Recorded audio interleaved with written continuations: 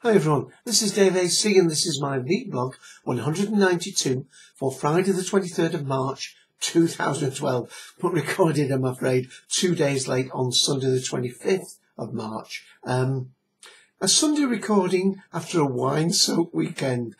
Let me tell you all about it. And it's been a rather busy weekend for many reasons, for many people. Let me start with the podcasting news. No new Podshock up at the moment. Episode 267 is still the latest one. Only went out this last week, of course, so there's nothing wrong with that. Hopefully there will be some upcoming Hitchhiker's Guide to the British Sci-Fi, I think is most likely to be the next one that Lewis will be doing. Well, the Cultum Collective, however, have been busy as per usual. Last Sunday, which was what was the date? The 18th of March, we did our episode, My Top Sci-Fi of Fantasy. And although we could include books in that, it was for people to put their top 5 sci-fi and fantasy things, whether it be a TV series, film, graphic novel or whatever. And this was following on our 2 weeks that we've done on the sci-fi book list. So hope you will give that a listen to. We went over 2 hours on that episode, and it's there, of course, on the feeds. That is Cultum at 54821, are of course on iTunes. Now, just in the middle of the week, there was a new announcement made in the Doctor Who world. Now, it is official now, so I don't feel as though I have to be careful what I say, but a new companion was announced for Doctor Who. Not directly at the start of the new series, but sometime during the course as we head, in fact, possibly itself, the Christmas episode. And so what happened was that Ian, Mike, and as well as myself, Logan, that's Logan from the Media Outsiders, did a studio episode talking about the news as it officially broke about the new Doctor Who companion to be played by Jenna Louise Coleman. And let me just tell you, if you haven't heard that name before, and unless you're a soaps fan, you may not have. She's mainly known in the UK for being in the soap opera Emmerdale. And prior to that, she was in Waterloo Road. And tonight, she's also going to be one of the cast of Titanic. This is a new 4-part series that's starting on ITV tonight. And of course, it's dealing with the Titanic's maiden voyage and final voyage. And over the 4 weeks, it's going to look at the fate of the various passengers on that liner. And she's playing one of the parts in that. So you'll have a chance to find out what you think of this young actress, Jenna Louise Coleman. I think she's about 25, born in Blackpool in the UK. And of course, that was quite a relevant thing because yesterday, Saturday and today, the very first official Doctor Who convention of the new Doctor Who series has been going on in Cardiff. It's a 2-day event, but in actual fact, both days, the second day rather, is a repeat of the first day. So it's not a question of going, well, I suppose if you've got the money, you could go both days. But basically, 1,500 tickets for the first day, and the Sunday that's still going on now, another 1,500. And of course, the reason why it's been a big draw, even given the price of £99, is the fact that it's the only convention you're going to see Matt Smith, Karen Gillan and Arthur Darvill together on stage being interviewed. And of course Stephen Moffat's there, and there's 1 or 2 little bits of leaks coming out. And indeed, one of the things that they were showing was a little teaser trailer of Series 7. And sometime today, I'm assured by Tim Jory, who's been to Cardiff this weekend and really enjoying it, had a brilliant picture of himself taken with Matt Smith on his TwitPic site. That was a great picture, Tim.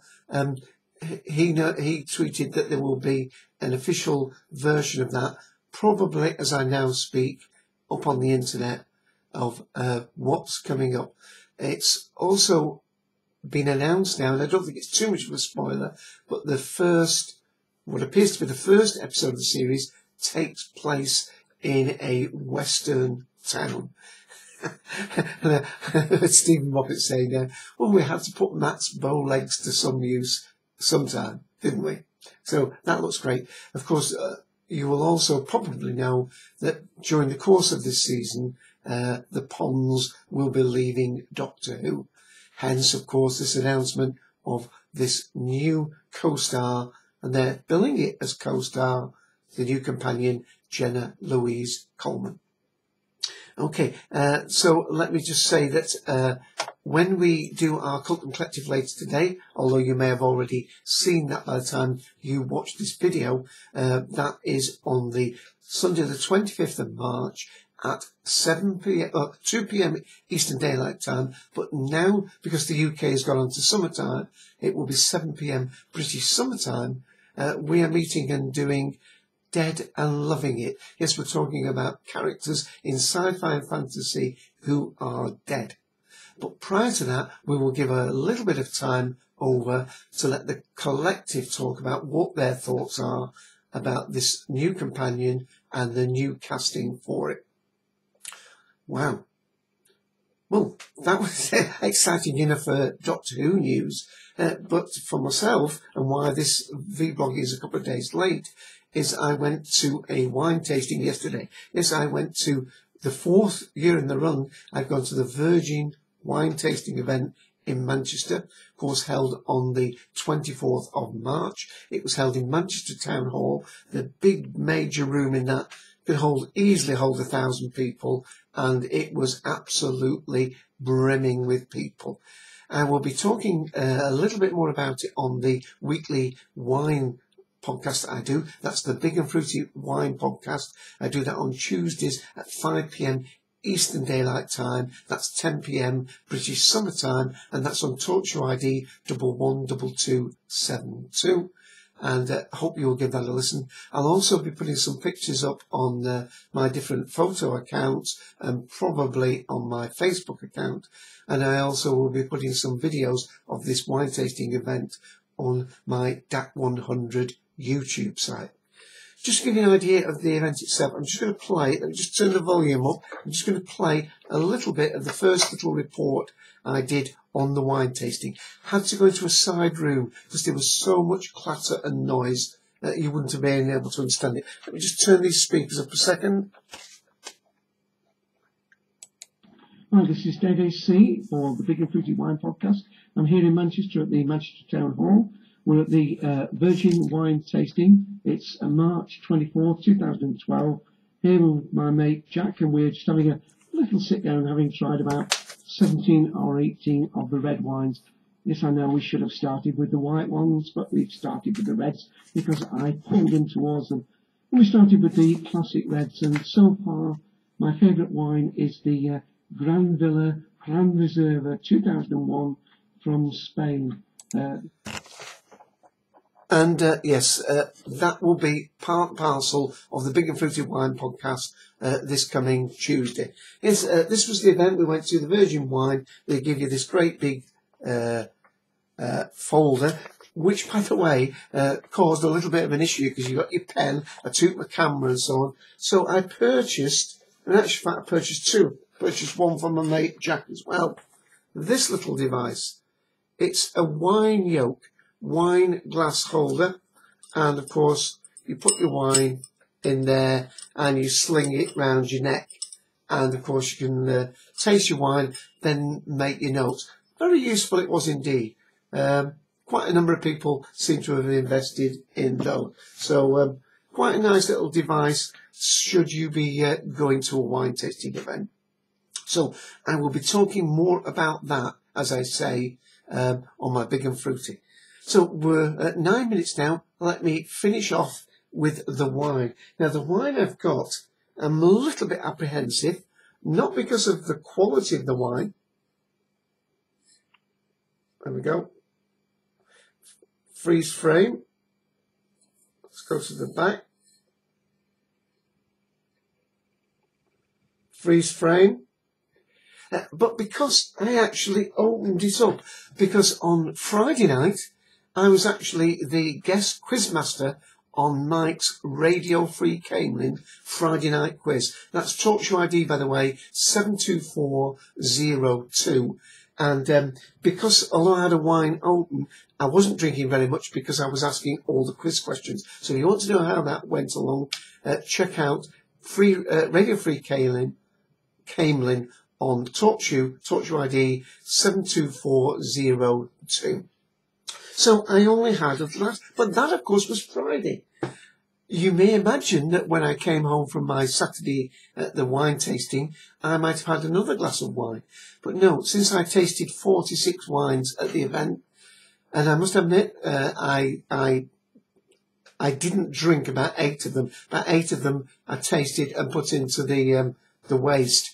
But I certainly didn't want another glass of wine when I came home. So I'm going to taste it tonight, but remembering this has been open 2 days, there it is in my free Virgin Wines taster glass. The one in this here is the one from last year. Well, the glasses anyway. So let's have a little smell. And we have got a lot of dark fruit on that. Even though it's been open 2 days, a very distinct black currant and bramble fruit on the nose.